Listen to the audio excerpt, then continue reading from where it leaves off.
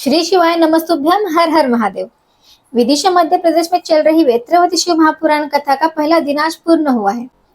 यह कथा 7 दिवसीय है। 30 जून से 6 जुलाई तक दोपहर 1 बजे से 4 बजे तक आस्था चैनल, यूट्यूब और फेसबुक के माध्यम से आप इस कथा को देख पाएंगे। अगर किसी कारणवश आप आज की कथा नहीं सुन पाए हो तो पूरी कथा का सार आपको इसी छोटे से वीडियो के माध्यम से प्राप्त होगा।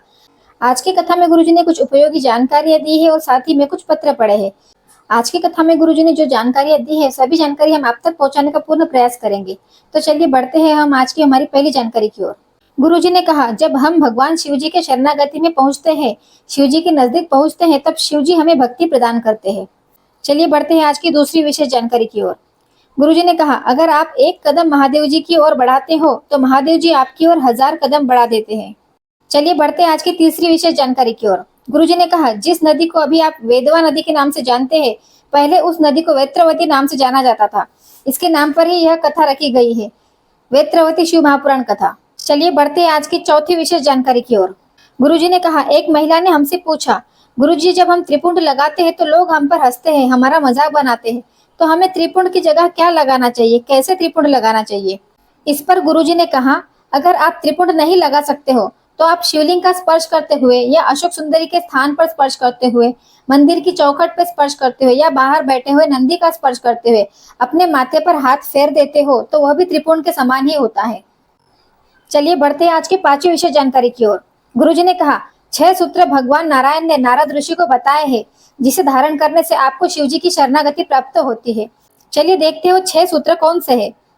पहला है त्रिपुंड। अगर आपके मस्तक पर त्रिपुंड लगा है तो आपको शिव जी की शरणागति प्राप्त होती है। दूसरा है 1 लोटा जल। अगर आप प्रतिदिन 1 लोटा जल शिव जी को समर्पित करते हो तब आपको शिव जी की शरणागति प्राप्त होती है। और तीसरा सूत्र है रुद्राक्ष। आपको अपने गले में रुद्राक्ष धारण करना चाहिए। और 5वां है पंचाक्षर मंत्र। आपको पंचाक्षर मंत्र का जाप करते रहना चाहिए, नमः शिवाय। और 6वां है शिव महापुराण की कथा में जो आपने सुना है उसे आपको अपने मनन चिंतन करना, अपने अंदर उतारना। गुरुजी ने कहा, इन 6 सूत्रों में से अगर आप एक सूत्र को भी अपने जीवन में उतार लेते हो तो आपको शिव जी की शरणागति प्राप्त होती है। चलिए बढ़ते हैं आज की 6वीं विशेष जानकारी की ओर। गुरुजी ने कहा, प्रेम और भ्रम दोनों ही ऐसे हैं।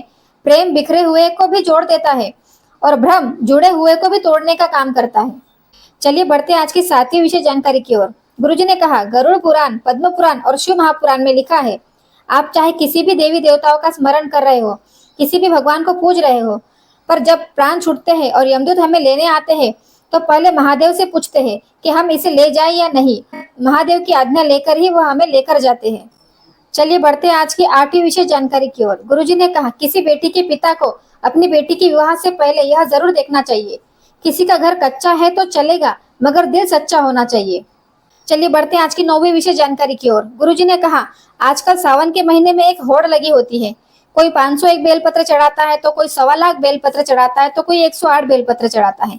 गुरुजी ने कहा, शिव महापुराण में ये कहीं भी नहीं लिखा है कि शिव जी को कितने बेलपत्र समर्पित करने हैं, बल्कि शिव महापुराण कथा कहती है, अगर आपने अपने जीवन में कहीं भी एक बेलपत्र का वृक्ष भी लगाया है तब आप शिव जी को 1 या 1 से अधिक बेलपत्र समर्पित कर सकते हो।